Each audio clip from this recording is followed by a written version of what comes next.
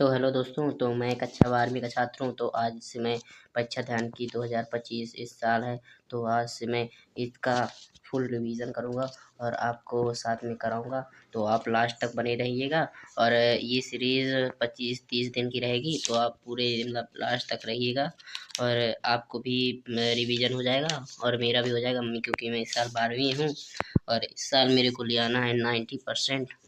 और आपको भी साथ में करिएगा तो आपके भी आ सकते हैं, कोई बड़ी बात नहीं है।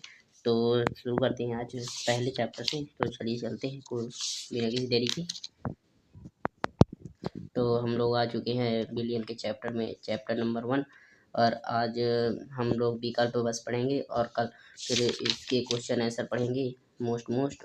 और चलिए शुरू करते हैं बिना किसी देरी के। पहला जो ऑप्शन है, किसी द्रव में अवाष्पशील विलेय घोलने पर कम होता है, उसका हिमांक कम होता है मित्रों। किसी घोल के अणुसंख्यक गुण आधारित हैं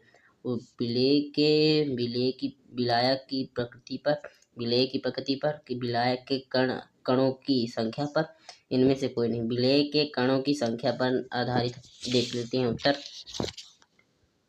राइट है। शुद्ध जल की मोलारता होती है 55.6, 55.55 भी होती है,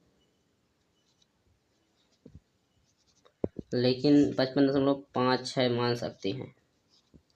और किसी जलीय विलयन का क्वथनांक उच्चतम होता है 1.0 m Na2SO4 से। इसका ये वाला राइट होगा। रासायनिक रूप से अर्धपारगम झिल्ली है कॉपर फेरोसाइनाइड की अर्धपारगम झिल्ली होती है। और छठवां देखते हैं, तो परासरण दाब पाई, आयतन भी व ताप T के लिए निम्न में से कौन सा कथन सत्य है। तो पाई अनुक्रमानुपाते PV/T यदि T स्थिर हो, T स्थिर है, पाई अनुक्रमानुपाते T यदि V स्थिर है, पाई अनुक्रमानुपाते V यदि T स्थिर है, पाई अनुक्रमानुपाते 1/T यदि V स्थिर है। तो इसका उत्तर देख लेते हैं। इसका उत्तर है C/D। ये दोनों निम्न में से कौन सा अणुसंख्यक गुणधर्म नहीं है। निम्न में से कौन सा अणुसंख्यक गुणधर्म नहीं है, वाष्प दाब नहीं है। परासरण दाब का सूत्र क्या होता है, PV बराबर nRT, पाई बराबर। 8वें का सी। तो हम लोग 8 तो पढ़ चुके हैं, अब आगे और पढ़ते हैं। तो आज आपने को क्लियर करना है। पीतल 9वें का ए, ठोस विलयन। 1000 ग्राम विलायक में उपस्थित विलेय के मोलों की संख्या को कहते हैं मोललता। गैस के द्रव में विलेयता का नियम दिया था 11वें का सी, हेनरी ने। और 5 ग्राम NaOH 250 मिलीलीटर विलयन में घुला है। यदि विलयन की मोललता होती है 0.5 मिलीलीटर। तो चलिए अब पहुंच चुके हम लोग रिक्त स्थान में। 1000 विलायक में विलेय के मोलों की संख्या कहलाती है। यही क्वेश्चन ऊपर पूछा गया ऑब्जेक्टिव में, तो इसका उत्तर होगा मोललता। ये देख सकते हैं आप लोग। और दूसरा नंबर करते हैं, इसका हो गया, इसका मोललता।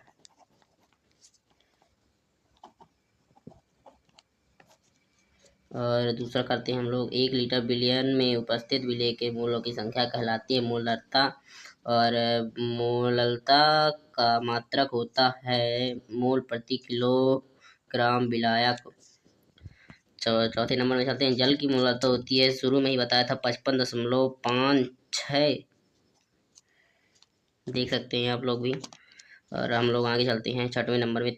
अवाष्पशील विलेय को विलयन में मिलाने से विलयन का प्रदाब हो जाता है कम हो जाता है।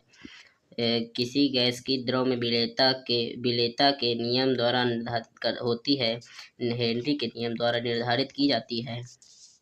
आगे चलते हैं 77 में। अणुसंख्यक गुण विलेय की प्रकृति पर निर्भर होते हैं। असत्य। क्वथनांक में अवनमन अणुसंख्यक गुण नहीं है। असत्य। वाष्प दाब में अपेक्षित अवनमन विलेय के मूल प्रवाह के तुल्य होते हैं। सत्य। द्रव के क्वथनांक पर द्रव का वाष्प दाब वायुमंडल दाब से अधिक होता है। असत्य होता है। मोलल क्वथनांक उन्नयन स्थिरांक का मात्रक के केल्विन किलोग्राम मोल इनवर्स होता है। सत्य। हिमांक में अवनमन विलेय की मोललता के समानुपाती होती है। सत्य। से हमारे 77 खत्म होते हुए और हम लोग आ चुके हैं सही जोड़े में। सही जोड़े में पहला है परसरदाब वान ठाप का नियम। हिमांक में अवनमन ये होता है।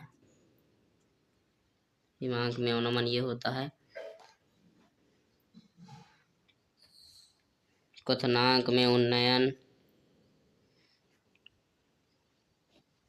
ये होता है। और मोललता मोलों की संख्या कहलाती है। और ठोस प्रवाह में विलयन। चौथी से हमारे सही जोड़ी होती है खत्म और हम लोग आ चुके हैं एक शब्द एक वाक्य में उत्तर देने में। तो पहला है हमारा, एक ऐसे ठोस विलयन का उदाहरण दीजिए जिसमें विलेय कोई गैस हो। उत्तर है हाइड्रोजन युक्त पैलेडियम। इसका उत्तर है हाइड्रोजन युक्त पैलेडियम।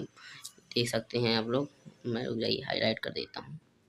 और दूसरा नंबर, नॉर्मलता ज्ञात करने का सूत्र होता है N बराबर W गुणे 1000 बटे E गुणे V। यहाँ पे भी आयतन है, E ऊर्जा, ये वो हो गया। ज्ञात करने के लिए नॉर्मलता 1000 से गुणा हो जाएगा। प्रदूषण व्यक्त करने की इकाई है ppm।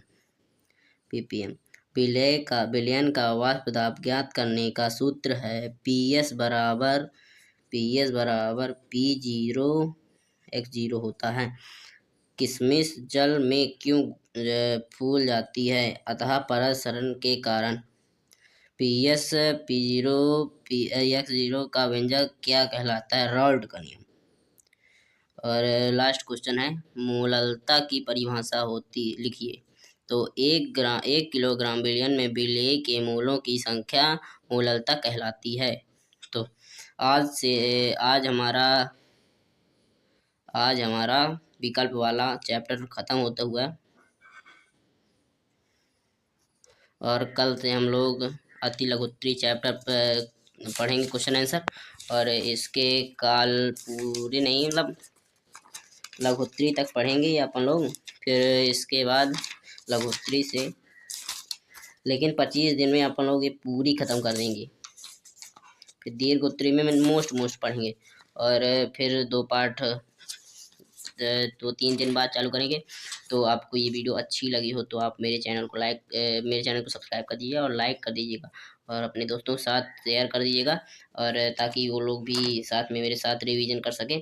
और आपको भी करना है तो मतलब देखें वीडियो और आप लोग भी पढ़ें। और मेरा तो लक्ष्य है 90%। आप बताइएगा कमेंट में क्या मैं ठीक पढ़ रहा था। और